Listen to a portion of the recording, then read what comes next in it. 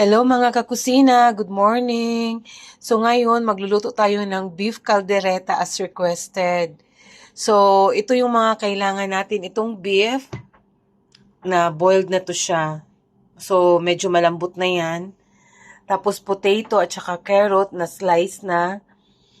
Green peas, peanut butter, pineapple, tapos tomato paste, sibuyas, ahos, bawang, bay leaves, black pepper powder 1 tablespoon, 1 tablespoon na asin. So, kayo na magtansya sa asin mamaya. So, ito ang ating mga kailangan sa ating beef caldereta. So, mga kakusina, magluluto na tayo ng ating beef caldereta. Unahin natin, ilagay na natin ang bawang. Yung pan natin, may ano na yan ha, yung kaldero, may mantika na.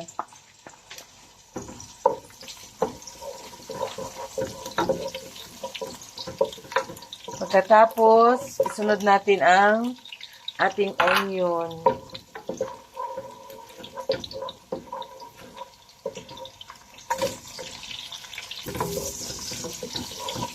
Mix lang yan siya. Pag medyo ma-brown na siya, isunod natin ang ating beef. So, ngayon ilagay na natin ang ating beef.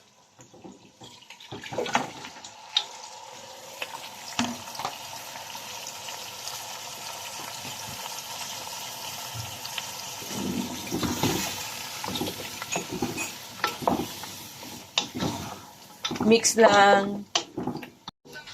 Ilagay na natin ang ating paminta. Ang kamot na kilor. Tapos ang asin. Ang ating bay leaves. Huwag kalimutan. Tapos i-mix na siya.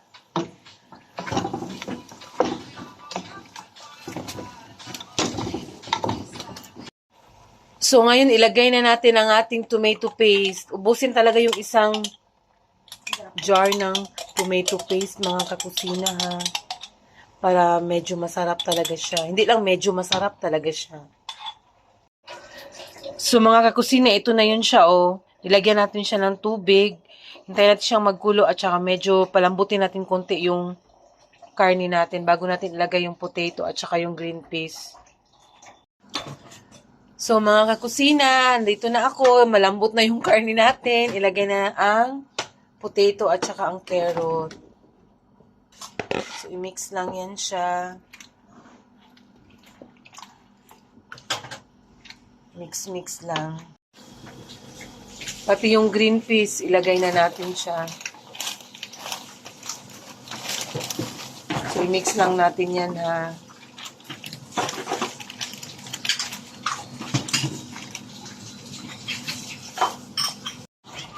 So, ngayon, ihalo na natin ang ating pineapple.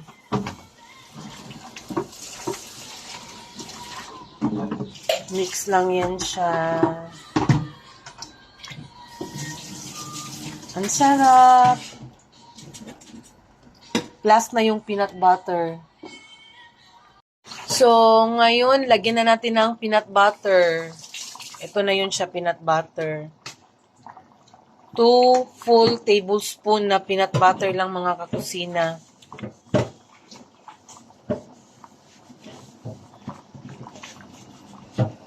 Tapos i-mix siya.